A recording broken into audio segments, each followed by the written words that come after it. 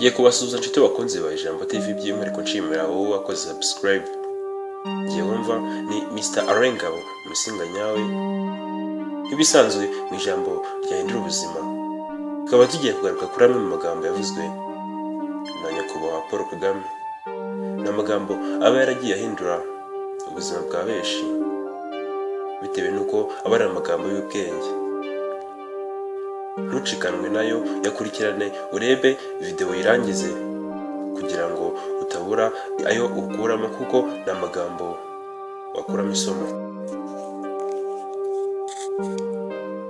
Perezida Paul Kagame yaravuze ngo tega amatwi cyane cyane umuntu ugira byinshi akugayaho kurusha uko wayatega umuntu ugusingiza gusa cyangwa se ukuvugaho ibyiza gusa. Bivuze ngo gira ikintu wigira kuri bya bintu abantu benshi baza bakugayaho kugira ngo ugire ikintu ubikoraho. Perezida wa Repubulika yaravuze ngo hari ubundi bwoko bw'ubutegetsi dufite ndetse tuzahora dukoresha.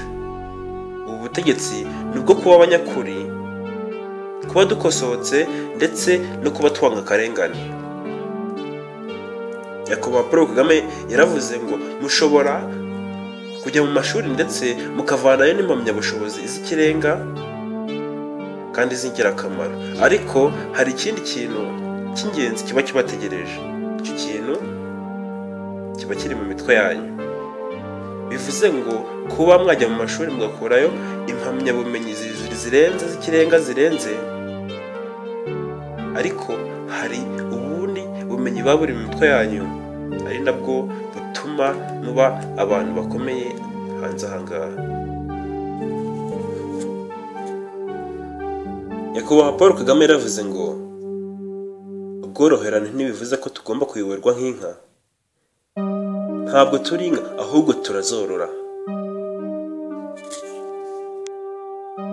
Paul Kagame yaravuze ngo dushobora gusubiza isaha inyuma ndetse ngo tuvaneho ibihe byatambutse ndetse n'ingaruka mbi zagaragaye, ariko dufite imbaraga zo gutegura ejo hazaza, tukemeza ko ibyabaye kandi bitazongera kubaho ukundi.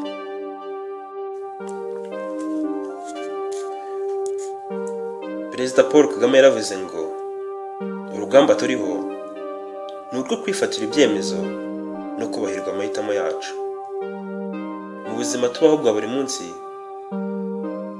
burya abenshi babaho kubw'amahitamo y'abandi, ariko ikintu cyiza nakubwira inshuti yanjye ni uko mu buzima bwacu tubaho bwa buri munsi, umuntu ubaho yishimye ni umuntu ukora ikintu yahisemo, mbese ibintu biri mu mahitamo ye yifuza mu buzima. Ariko kenshi usanga mu buzima tubaho bwa buri munsi abantu babaho mu mahitamo y'abandi bantu. Nk'abanyeshuri uba usanga umwana ajya kwiga ibyo ababyeyi bamuhitiyemo atari uko abikunze, ariko icyo gihe uwo mwana azabyiga, ariko mu buzima bwe azahora yicuza uko yagiye kwiga ibintu adashaka.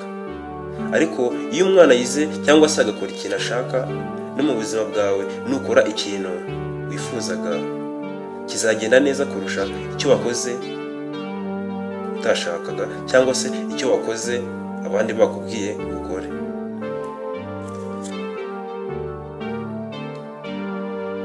Perezida Paul Kagame yaravuze ngo tugomba kwiyakira mu makosa n'intege nke zacu kugira ngo tubishakire ibisubizo. Ibi bivuze ngo iyo utaramenya kuri uwo munyantege nkeya cyangwa se hari ibintu runaka udashoboye, iyo utarabimenya nta nubwo ushobora kumenya ibisubizo byabyo. Nyakubahwa Paul Kagame yaravuze ngo hari inzira imwe yo kujya mbere. Ntugakandagirwe, ntukemererwe gusuzugurwa, ikindi unoze umurimo. Ibi bivuze ko ibi bintu nibikora uzaba umuntu utinyitse ku isi, kandi utinyitse kubw'ibikorwa wakoze abandi batakoze. Perezida Paul Kagame niwe wavuze ngo umukene ni umuturanyi mubi. Dusoza n'igice cya mbere cy'amagambo yavuzwe na Perezida wa Repubulika y'u Rwanda Paul Kagame, bivuze ngo nta kibazo kitabonerwa umuti. Bivuze ngo ikintu ukeneye ni kwigirira icyizere no kwiyumvamo ubushobozi. Mu ijambo rimwe, tinyuka, urashoboye.